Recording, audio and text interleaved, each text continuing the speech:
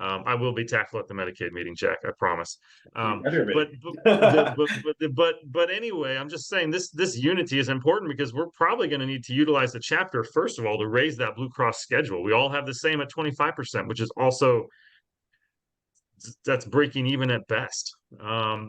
We have all these great practitioners with masters of science degrees that cost $100,000, and reimbursement hasn't really changed, although the cost of education has tripled since I went through. So this is the solution. And there has to be a unity. There has to be a push to get back to the Medicare allowable with all these private companies. And we have to be ready to be unified and fight things like this rule that came out in July. And I think it just started with United too. We have to, because we're going to have to be ready to hold our ground as they seek to save money. Just my opinion. Total Yeah. opinion. I could be completely wrong. Just my opinion. So, in my view of the chapter, and as I've taken on this role of the presidency, we see that there's a need for the reimbursement, the policy, and kind of the administrative side of the field. So that's where we've kind of set up this subcommittee for policy insurance reimbursement. If there's other areas that the chapter needs to focus on, we're open to suggestions, and we can set up other subcommittees for those different things as well. So in my head, I see a very differentiation of different buckets for the chapter. So, we have policy, reimbursement, insurance, billing. It kind of has one bucket and one committee that's going to be probably one of our strongest ones as we go through and do these initiatives and we fight for higher reimbursement and supporting the clinicians and the clinics in the state. On the flip side of that, we can have the academic research and kind of business professional outreach and development type of things. So if you guys come across opportunities where you're partnering with North Carolina State, if you're working with UNC, if you're working with Duke, if you have Cone Health or any of these entities across the state that are looking to get involved or have more education, academic side of things for orthotics and prosthetics, that can be another group and committee within the chapter as well. So we have a lot of options. We have the ability and currently the funding that we can look at some of these programs, see where we want to invest our resources and what makes the biggest impact for the state. So that's why we need your involvement. We want to hear, from what you guys are seeing as clinicians, as boots on the ground, working with the patients and being in the depths of the insurance and policy and programs that are going on, and feed that back to me, feed that back to the board. So then we can, we're flexible. We can adjust as things come up over the next couple of years. Does anyone else have any things that they're working on or anything that they would like to share with the group? Something maybe good that they are excited about? We've talked a lot about the heavy policy and coding and billing stuff. So I did want to address Jim. He said he didn't know prior authorization is different than pre-service determination, Jim. I am aware that Blue Cross Blue Shield wouldn't need you to get a prior authorization, but you can ask for a pre-service determination.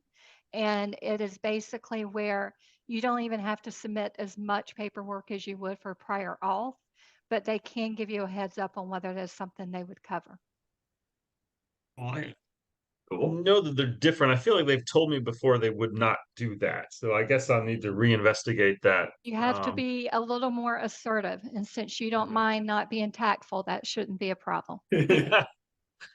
I'm just kidding around. At the end of the day, I just want to take care of my family and the people that work here. And they're starting to encroach on that. And I will fight to take care of my family and the people that work here. And we don't have to fight amongst each other in regard to this stuff. If we get paid fairly, there's plenty for all of us, and all of us have unique gifts, unique locate, yeah. This to me is something we can all link arms with and go for it. And I will fight to take care of my family. Yeah, Like, I'm not going to be promoting a divisive me neither. Sorry, in the Jack. chapter. Maybe that's the wrong term. And it's meaning I will politely do whatever it takes, make phone calls, drive down there. And again, I guess in today's world, we probably can't use that word. All I mean is I want to take care of. I want to take care of my people, my patients, my employees, myself. That's important to me. Important enough to go to a meeting, to make a phone call, to do whatever it takes. Yeah, thank you. Jennifer, I think you have your hand up for something.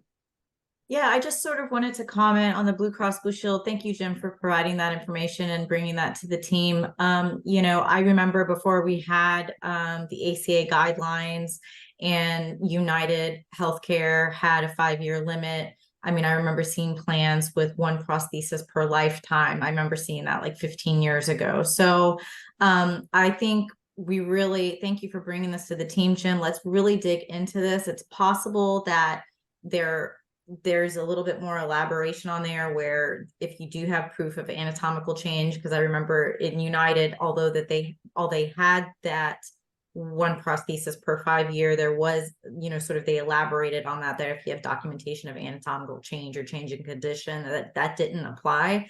Okay. Thank you. But let's just really hone in on this. This is a big deal. And we need to get into the nitty gritty to understand if there is maybe some more to that as it is, and fight this. So I'm on board. I mean, I use a prosthesis and I work in the field. So I appreciate having, both perspective of the prosthetic user and the provider.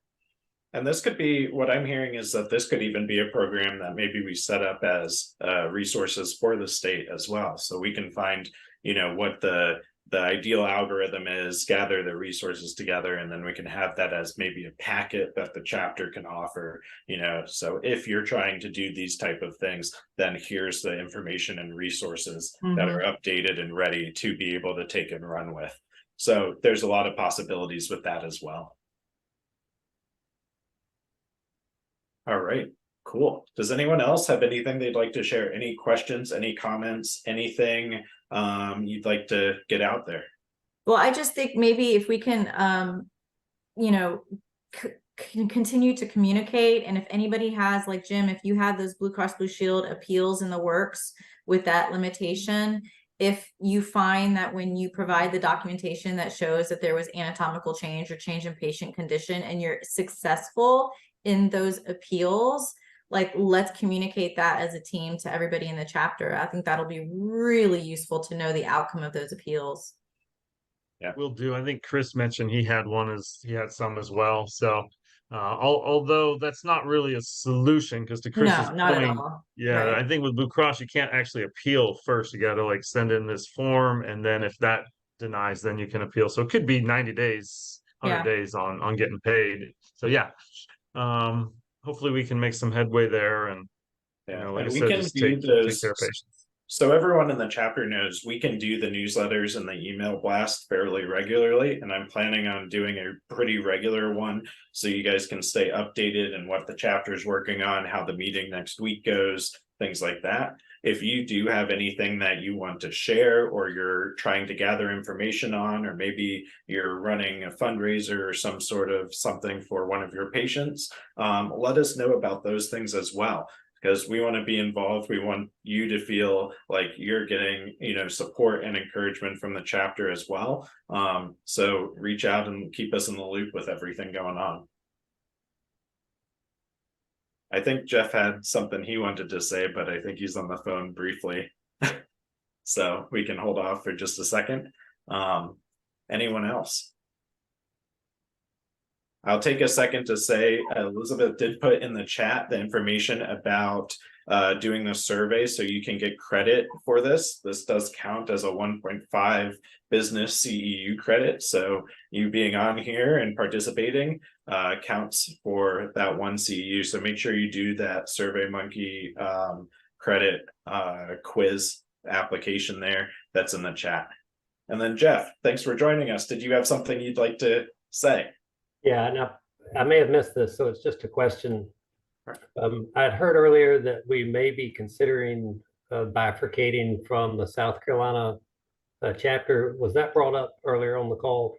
So that hasn't been brought up, but it's a fantastic question. So as we've been looking at making plans for the next year and looking at whether we were doing a virtual meeting or a live meeting this year, we had reached out to South Carolina to try to see if they wanted to combine and be a partner with us. I had not seen or heard anything back from anyone in that organization. So at this time, we're just moving forward as the state of North Carolina and the goals and objectives that were outlined on this call. And in the future, if South Carolina wants to combine, or we want to pair information or initiatives with them, we can. When it comes to things like the So Kids Can Move, that's going to be very state specific. So we're definitely going to have to say, it's North Carolina doing this initiative and have those type of programs set up only for North Carolina. But I'm not against the collaboration. We just haven't had an opportunity yet. Yeah, well, thanks for that. I totally remember South Carolina being fairly difficult to collaborate and communicate with. So my only comment to that is that the vendors fund the in-person meeting. Mm-hmm. And the more folks that you can have attend, the more interest you get from the vendors, which makes a better meeting for everyone. I see Brad on the call and maybe a few others. So if anyone wants to weigh in on that thought process, I think I'm not totally opposed to excluding South Carolina, but somehow we've got to get a larger, group of folks to show up to a meeting so that it ultimately pays back the vendors for all their booth fees. Yeah, and I'm not saying I'm opposed to having the South Carolina involved. I just haven't found anybody to collaborate with, and a couple of clinicians have reached out, and they were going to go back and explore who was currently, on the board or running that organization and such, and I haven't had any feedback from that. So not excluding everybody, but right now that's just kind of staying to the side, and we're going to move forward as North Carolina objectives.